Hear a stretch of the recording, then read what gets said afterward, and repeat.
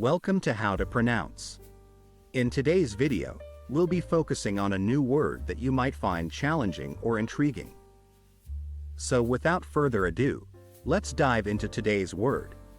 Ophthalmologist, which means a medical doctor who specializes in the diagnosis and treatment of diseases of the eye. Let's say it all together. Ophthalmologist. One more time.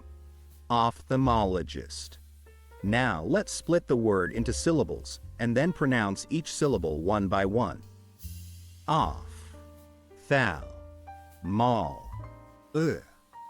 Gist.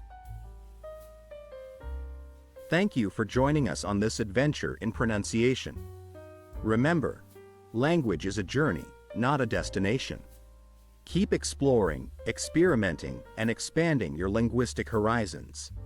We'll see you next time.